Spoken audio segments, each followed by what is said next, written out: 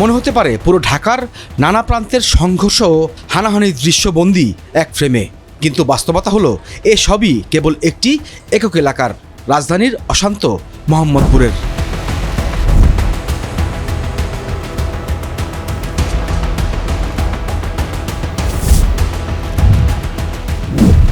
ছিনতাই, হামলা, মারামারি, ভাঙচুর, এরই নাম মোহাম্মদপুর। এই এলাকায় যারা বসবাস করেন তাদের শুনতে খারাপ লাগলেও দেশ জুড়ে এখন মোহাম্মদপুরের পরিচয় এভাবেই। 2024 সালের 5 আগস্ট আওয়ামী সরকারের পতনের পর মোহাম্মদপুর ঘিরে আলোচনা সমালোচনা পায় নতুন মাত্রা। প্রায় প্রতিদিনই সংঘর্ষ, ছিনতাইয়ের খবর উঠে আসছে সামাজিক আর গণমাধ্যমে। এর ব্যাপকভাবে এই জিনিসটাকে হাইপ তোলা হয়েছে, একটা মিথ তৈরি হয়েছে যে মোহাম্মদপুরে হয়তো বা মানুষ থাকে না, সব সন্ত্রাসীরাই থাকে। তো এখন যেভাবে চিত্রায়িত করা হচ্ছে বাস্তবতা তাই না। আমি মনে করি যে মোহাম্মদপুর নিয়ে এটা অপপ্রচার হচ্ছে, এটা স্বার্থান্বেষী মহল এটার সাথে জড়িত।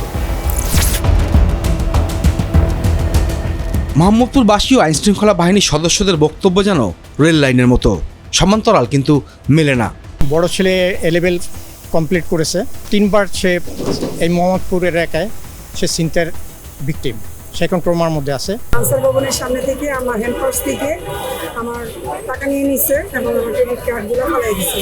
আমরা যদি এটাকে অস্বীকার করি, সেটা আইন শৃঙ্খলা বাহিনী হোক কিংবা অপরাধ প্রসঙ্গগুলো নিয়ে যারা কাজ করেন তারা হোক কিংবা গণমাধ্যম হোক, আর সেটা যে চাপে পড়েই হোক, যদি বাস্তবতাকে অস্বীকার করে তখন অপরাধীরা কিন্তু আবার নানাভাবে সক্রিয় হয়। বসিলা ব্রিজের আগে 40 ফিট এলাকা, 10ম শ্রেণীর পড়ুয়া মেহেদি দিনের বেলা যাতায়াত করে খালপাড়ের এই গলি দিয়ে। এই পথই তার কাছে ভয়ঙ্কর হয়ে ওঠে আলো নেভার পর। যখন অন্ধকার হয়ে যায় তখন এই রোড দিয়ে আসা পড়ে না, কারণ এই রোডটা খুবই বিপজ্জনক রোড। এই রোডে খুবই খারাপ লোকরা থাকে। কিছু ফলোয়াইন আছে, ধরে মোবাইল লইয়া যা, টাকা লইয়া যা, এমনকি ধরেন চাবাটি দেওয়া দেয়, চাবাটি দেওয়াইলে এমনি আতঙ্ক হয়ে যায়।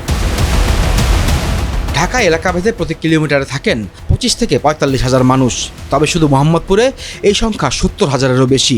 সব মিলে জনঘনত্বের শীর্ষে এই এলাকা অপরাধীদের জন্য খুবই অনুকূল। যেখানে বসবাস করার কথা 1 লক্ষ জনগণ, সেখানে বসবাস করে প্রায় অলমোস্ট 20 লক্ষ জনগণ বসবাস করে। তো এই যে হিউজ লোক সংখ্যা, 8টা বস্তি, তাদের কোনো নির্দিষ্ট রোজগারের কোনো উৎস নাই। তাছাড়া ডেভেলপিং এরিয়া, আন্ডার কনস্ট্রাকশন অনেক বিল্ডিং আছে, বিভিন্ন শ্রমিক বিভিন্ন এলাকা থেকে আসছে, বিভিন্ন জায়গা জমির বিরোধ আছে। যতদূর চোখ যায় শুধু ভবনের পর ভবন। বুড়িগঙ্গা ও তুরাক্তির যেন তৈরি হয়েছে আবাসিক এলাকার জন্যই। ছোট বড় মিলিয়ে অন্তত 35টি হাউজিংয়ের অবস্থান বসিলা ব্রিজ ও আশপাশের এলাকায়। এই মোহাম্মদপুরেরই আছে আরেকটি রূপ। একটা হাউজিং গ্রুপ 10-20 জনকে যদি তারা ফিড করে এবং তাদের কাছে রাখে, তারা কিন্তু একটা গ্রুপ ক্রিয়েট করলো, তাকে আর কাউকে চাঁদা দিতে হচ্ছে না, তারই নিজস্ব একটা গ্রুপ আছে।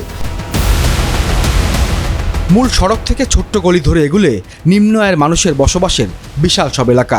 1, 1.5, 2 তলা থেকে নানা আকারের বাড়ি। এমন এলাকা মোহাম্মদপুরে আছে 8টি, অনেকেই ডাকেন বস্তি নামে। এই দুই অংশের সাথে অপরাধের যোগসূত্র কি? যখন কোনো একটি এলাকার অপরাধীরা দেখবে যে এখানে অপরাধ অর্থনীতি ক্রমান্বয়ে বৃদ্ধি করার সুযোগ আছে, আবার অপরাধ করলে আইনশৃঙ্খলা বাহিনী যথাযথ ব্যবস্থা গ্রহণের প্রশ্নেও বিলম্ব হচ্ছে, তো সেই এলাকা ধীরে ধীরে বা ধাপে ধাপে অপরাধ প্রবণ এলাকা হবে। এই এলাকার নাম হাড্ডিপট্টি। বসিলা মোড় থেকে গাবতলী যাওয়ার পথে বেড়িবাঁধের পাশেই এই পকেট এলাকা। বেড়িবাঁধ, চাঁদ উদ্যান ও ঢাকা উদ্যান সহ আশপাশে নানা অপরাধে জড়িতরা সহজেই ঢুকে যায় এই ঘিঞ্জি এলাকায়। পুলিশের খাতায় 2024 সালের 6 আগস্ট থেকে অক্টোবর পর্যন্ত লিপিবদ্ধ হয়েছে 10টি হত্যা, 2টি ডাকাতি, 8টি ছিনতাই এবং 4টি অপহরণের ঘটনা। আনুষ্ঠানিক অভিযোগ না থাকলেও ওই সময়ে ছিনতাই ও কিশোর গ্যাংয়ের মারামারির ঘটনা অগণিত। এর আগের 2 বছর অর্থাৎ 2023 ও 2022 সালে নানা অপরাধ হলেও হত্যার ঘটনা ছিল কম। চলতি বছর জুন মাসের 16 তারিখ মোহাম্মদপুর এলাকায় অভিযান চালানোর সময় ছিনতাইকারীদের হামলায় আহত হন আদাবর থানার ওসি সহ 2 পুলিশ কর্মকর্তা। ওই দিন বিকেলে বেড়িবাঁধ এলাকায় এই ঘটনার মাত্র কয়েক ঘন্টা আগে এক বিকাশ এজেন্টকে হামলা করেছিল ছিনতাইকারীরা।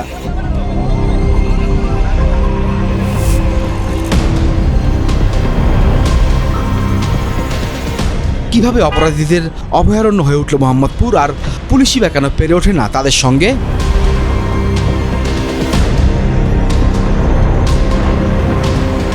আসলে মোহাম্মদপুর কেন্দ্রিক যে অপরাধ এবং এই যে একটি ভয়ের জায়গা তৈরি হয়েছে, এটার কি কি সুবিধা অপরাধীরা পাবে, আপনাদের বিশ্লেষণটা কি যদি বলতেন আমাদের। ধন্যবাদ। এখানে আপনি দেখে থাকবেন এই যে পাশে বুড়িগঙ্গা নদী গিয়েছে, এর পাশে হচ্ছে সাভার থানা, কেরানীগঞ্জ থানা। তো যখন কোনো অপরাধী কাউকে টার্গেট করে যে কারোর বিরুদ্ধে অ্যাকশন নেবে কিংবা কাউকে মারবে, কোথাও ছিনতাই করবে, জাস্ট ভোরবেলাতেই নদী পার হয়ে এপাশে চলে আসে, এই এলাকায় একটা অকারেন্স করে সে আবার নদী পার হয়ে চলে যায়। অনেক হাউজিং এখানে আস্তে আস্তে ডেভেলপ করতেছে, যেটার কারণে দেখা যাচ্ছে অপরাধীরা বিভিন্ন ছদ্মবেশে হাউজিং এর শ্রমিক হিসেবে কিংবা হাউজিং এর বিভিন্ন কাজে তারা নিজেদেরকে ইনভলভ করে এবং নিজেদের এর ভেতরেই তারা নিহিত থাকে, অপরাধগুলো মিশে থাকে অপরাধীরা। বছিলা 3 রাস্তার মোড় থেকে ডানে অন্তত 25টি হাউজিং সোসাইটি রয়েছে বিভিন্ন নামে। এর মধ্যে 40 ফিট বছিলা গ্রিন সিটি সহ কয়েকটি ঘাট রয়েছে এই এলাকায়। দিনভর নানা পেশার মানুষ যাতায়াত করেন এই প্রান্ত থেকে ও প্রান্তে। সরেজমিনে তা দেখতে চায় টিবিএস।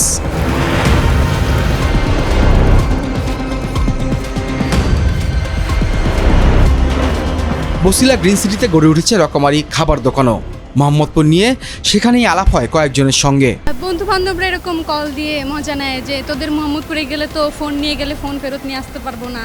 ভোরবেলা যখন বাসায় থেকে বেরোই, যে রাস্তা ফাঁকা থাকে, যে কখন কোথায় থেকে কোন কিশোর গ্যাং কোন ছিনতাইকার এসে ধরে। 5 আগস্টের পর অপরাধ বেড়ে যাওয়া এই এলাকায় কমিউনিটি অ্যালায়েন্স নামে একটি সচেতনতামূলক সংগঠন করেন তরুণ উদ্যোক্তা সুমন।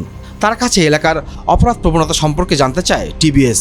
আগের যেই কাঠামোতে হচ্ছে এই সন্ত্রাসীগুলো হচ্ছে নিয়ন্ত্রণ করা হতো, এখন সেইটার অভিভাবক চেঞ্জ হয়েছে, অন্যরা শেল্টার দিচ্ছে এবং সেইটার মধ্য দিয়ে এই ঘটনাগুলো ঘটতেছে। আর এখানে কাউন্সিলর ইলেকশন হয় না, এই সামনে হবে, কিন্তু এই কাউন্সিলর ইলেকশনকে কেন্দ্র করে নানান সন্ত্রাসীরাই হচ্ছে এখানে নির্বাচনের প্রতিনিধিত্ব করবে এবং আলটিমেটলি এই মহল্লা সবসময় সন্ত্রাস হিসেবেই ব্যবহৃত হবে। গত 14 আগস্ট আলোচিত অ্যালেক্স গ্রুপের নেতা অ্যালেক্স ইমনকে হত্যার ঘটনায় 4 আসামি গ্রেপ্তার হয়। এই উপলক্ষে আয়োজিত ব্রিফিংয়ে র‍্যাব 2 এর সিও দাবি করেন মোহাম্মদপুরে আর কোনো সক্রিয় কিশোর গ্যাং নেই। এখন কোনো গ্যাংই সক্রিয় নাই, সবাইকে আমরা সাপ্রেস করে দিচ্ছি। ওই দাবির 12 ঘন্টার মধ্যেই রায়ের বাজারের পাবনা ও ক্যান্সারগলিতে রাতভর সংঘর্ষে জড়ায় পাটালি ও সাব্বির গ্রুপের সদস্যরা। 1 ঘন্টারও বেশি সময় ধরে চলে এই তাণ্ডব। কারা চালায় এসব কিশোর গ্যাং? বিস্তারিত থাকছে পরবর্তী প্রতিবেদনে।